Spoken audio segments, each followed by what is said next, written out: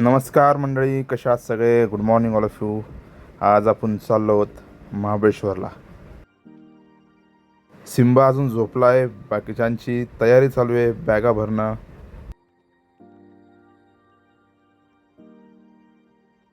आणि समायराचं दरवेळेसप्रमाणे रडणं. महाबळेश्वर पर्सनली माझं खूप आवडतं ठिकाण आहे. गाडीत बसून निघालो.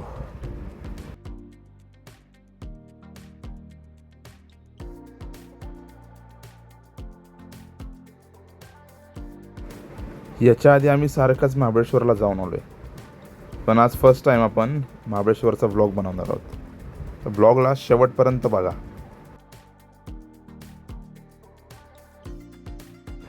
महाबळेश्वर पुण्याहून जवळपास 120 किलोमीटरच्या अंतरावरती आहे.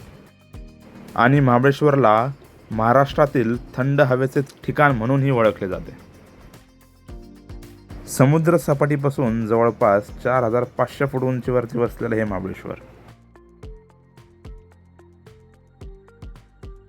पुण्याहून महाबळेश्वरला जाताना पहिला घाट आपल्याला लागतो खंबाटकी घाट.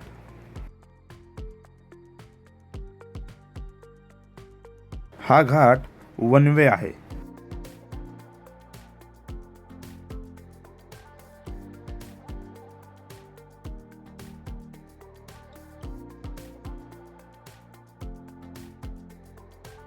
घाट क्रॉस करून वाईमध्ये आम्ही नाश्त्याला थांबलो. सिम्बाची झोप झाली आहे, समायरा दिदीची पण झोप झाली आहे.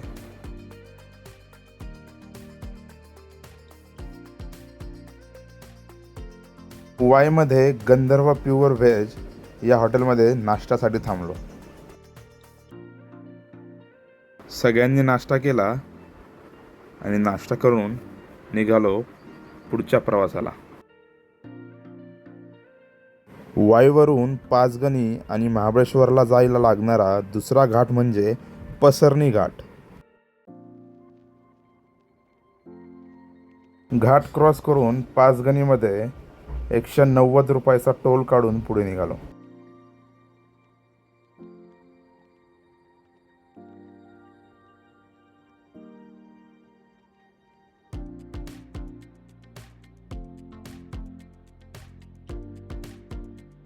₹190 टोल घेतला यांनी, पण इथल्या रस्त्यांची कंडिशन मात्र खूपच खराब होती.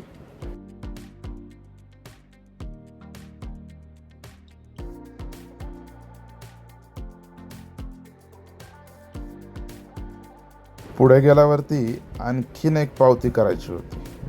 आता ही पावती होती जवळपास 350 रुपयाची. आम्हाला सांगताना ह्या लोकांनी सांगितलं की हीच पावती तुम्हाला अख्ख्या महाबळेश्वरमध्ये 8 दिवसापर्यंत चालेल. आणि पुढे गेल्यावरती आणखीन एक ठिकाणी इथेही पावती करायला लागली. इथेही 30 रुपयाची पावती करून पुढे निघालो.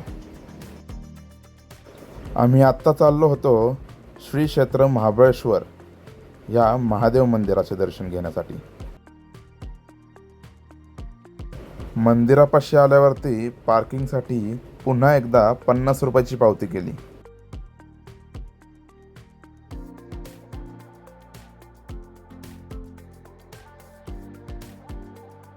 इथे आल्यावरती 50 रुपयाच्या 2 बॉटल्स घेतल्या आणि गाडी पार्क करून निघालो दर्शन घेण्यासाठी.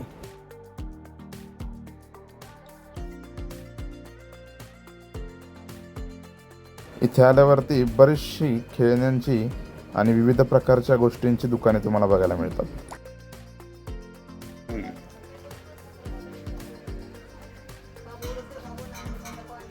चलो शिंबाडावून चालले आता पाया पडायला. हॅट घालून, गॉगल घालून चला. महादेवाचे हे मंदिर जवळपास 13व्या शतकातले मानले जाते. महादेवाची ही रुद्राक्ष रूपी शिवलिंग ही स्वयंभू शिवलिंग असल्याचे मानले जाते. 6 जानेवारी 1665 साली छत्रपती शिवाजी महाराजांनी राजमाता जिजाऊंची सुवर्णतुळा ह्याच मंदिरात केली होती. पौराणिक कथेनुसार महाबळी राक्षसाचा संहार करून महादेव इथे महाबळेश्वर नावाने स्थापित झाले. मंदिराचे दर्शन घेऊन आम्ही दुसऱ्या मंदिराकडे निघालो, ते म्हणजे पंचगंगा मंदिर. कोयना, कृष्णा, वेण्णा, सावित्री आणि गायत्री या 5 वेगवेगळ्या नद्यांमधून पाणी या ठिकाणी सामील होते. आतमध्ये फोन नेण्यास सक्त बंदी असल्यामुळे काही फोटोज मी इथे टाकतो, पण फोटोजपेक्षा समोरून हे मंदिर खूपच सुंदर दिसते. कृष्णा नदीचा उगम ह्याच मंदिरातून झाला आहे. 5 नद्यांचा संगम म्हणून ह्या मंदिराला पंचगंगा मंदिर असे नाव दिले आहे. पंचगंगा मंदिराचे दर्शन घेऊन आम्ही कृष्णाई मंदिराकडे निघालो. हे मंदिर पांडवांनी बांधलंय अशी आख्यायिका आहे.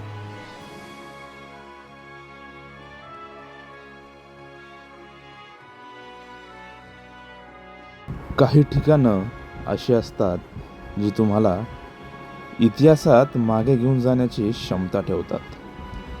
त्यातलंच हे एक ठिकाण कृष्णाई मंदिर, महाबळेश्वरमध्ये एक प्राचीन मंदिर आणि मंदिराच्या आजूबाजूचा परिसर खूपच स्वच्छ आणि सुंदर ठेवण्यात आला आहे. मंदिराचं बांधकाम हे एक वास्तुकलेचा सुंदर असा नमुना आहे.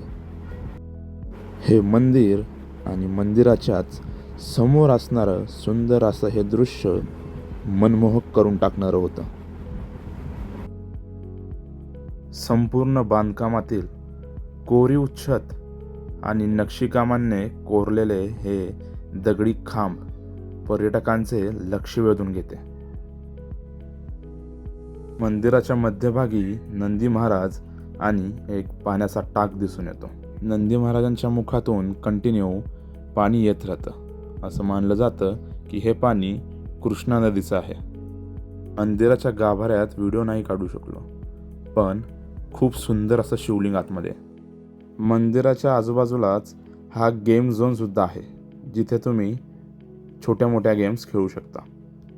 आपण खेळलो रायफल शूटिंग आणि पहिल्याच झटक्यात मधला बलून फोडून टाकला. फिरून झाल्यावरती जाम भूक लागली होती, म्हणून मंदिराच्या समोर असलेल्या सवेरा हॉटेलमध्ये जेवण्यासाठी थांबलो. मेथी पराठा, दही आणि लस्सी ऑर्डर केली.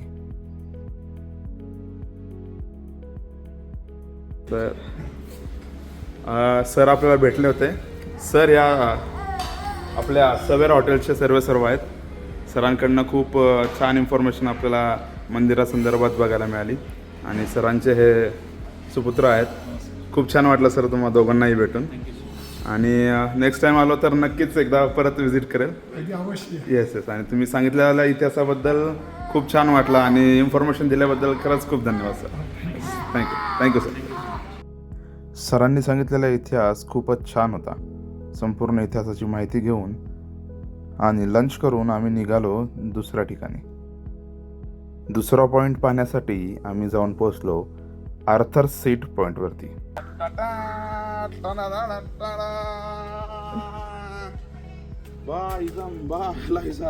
शिंबा महाराज पधार रहे हैं.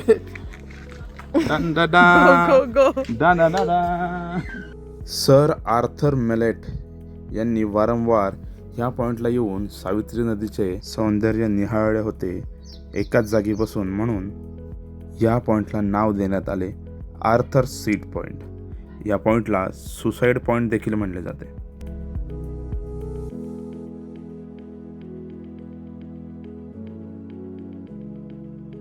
या पॉईंटला येण्याचा सगळ्यात बेस्ट टाईम म्हणजे 5 वाजता. इथून सनसेट खूपच सुंदर दिसतो.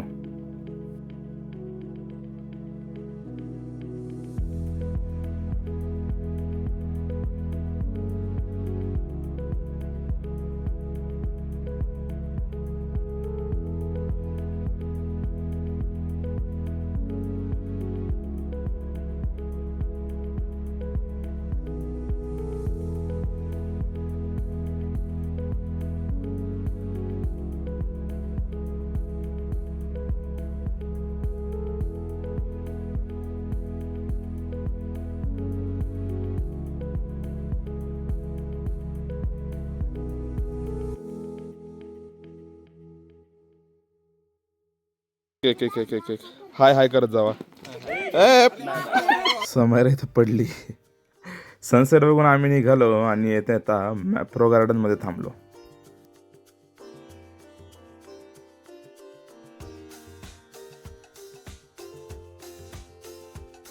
बाकीच्यांची शॉपिंग चालू होती त्यावेळेस मी आणि सिम्बा गेलो कॉफी आणायला.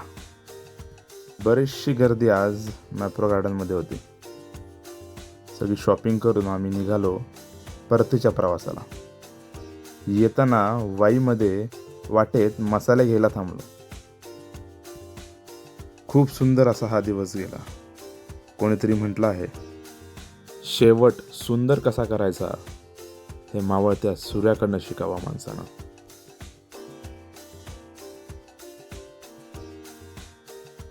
तुम्हाला जर हा व्लॉग आवडला असेल आणि आणखीन अशाच व्लॉगसाठी आपल्या यूट्यूब चॅनलला सबस्क्राईब करा, नोटिफिकेशन बेलवरती क्लिक करा, व्हिडिओला लाईक करा आणि जास्तीत जास्त शेअर करा. भेटूयात पुढच्या व्लॉगमध्ये. धन्यवाद.